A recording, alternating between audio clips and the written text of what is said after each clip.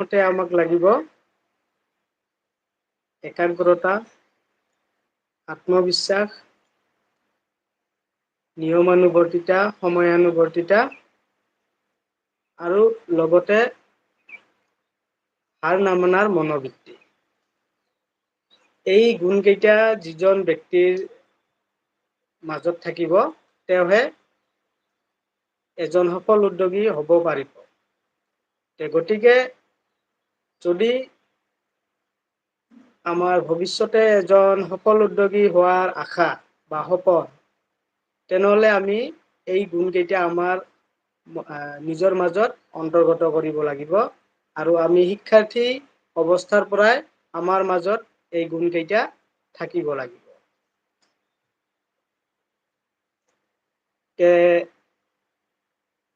বিশ্বৰ ভিতৰত এজন সফল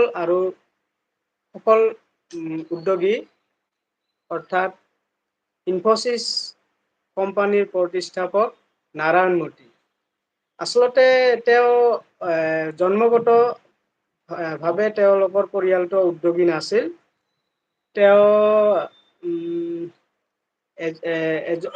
মধ্যবিত্ত পৰিয়ালত জন্ম লৈছিল, কৰ্ণাটকৰ এটা দৰিদ্ৰ মধ্যবিত্ত পৰিয়ালত। কিন্তু সেই নাৰায়ণ মূৰ্তিৰে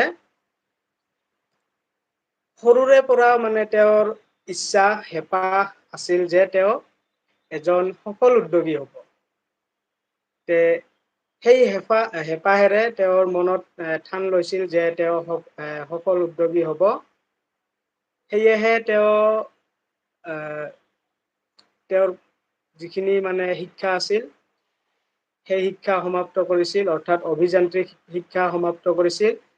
আৰু সেই অভিযান্ত্ৰিক শিক্ষা সমাপ্ত কৰাৰ পিছত তেওঁ চাকৰি কৰিছিল আৰু চাকৰি কৰাৰ পিছত তেওঁ ছফ্ট্ৰনিক নামৰ এটা কোম্পানী প্ৰতিষ্ঠা কৰিছিল।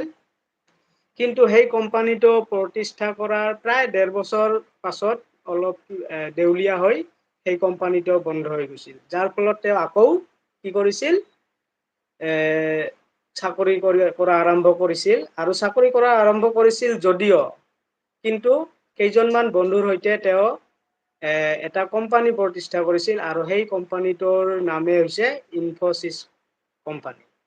সেই ইনফোচিছ কোম্পানী প্ৰতিষ্ঠা কৰাৰ বাবে নাৰায়ণ মূৰ্তিৰ লগত কোনো ধৰণৰ ধন নাছিল, যাৰ বাবে তেওঁৰ পত্নী নিজৰ সাঁচতীয়া ধনৰ পৰা 10,000 টকা তেওঁক আগবঢ়াইছিল আৰু সেই 10,000 টকা দিয়েই নাৰায়ণ মূৰ্তিয়ে কি কৰিছিল, এই ইনফোচিছ নামৰ কোম্পানীটো প্ৰতিষ্ঠা কৰিছিল। এই ইনফোচিছ কোম্পানীটো প্ৰতিষ্ঠা কৰাৰ ক্ষেত্ৰত বহুতো ঘাত প্ৰতিঘাত আহিছিল। কিন্তু সেইবোৰৰ মাজেদিও নাৰায়ণ মূৰ্তিয়ে এক সময় অপেক্ষাত আছিল আৰু সেই সময়ত, তেতিয়াৰ নাৰায়ণ মূৰ্তিৰ সময়ত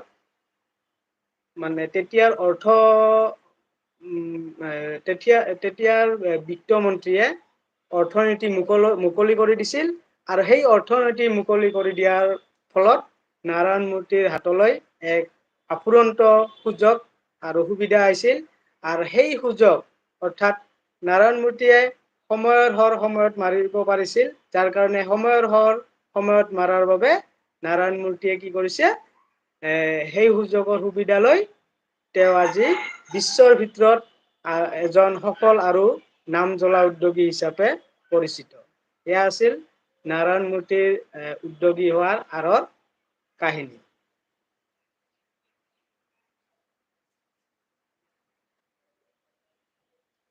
দিছে।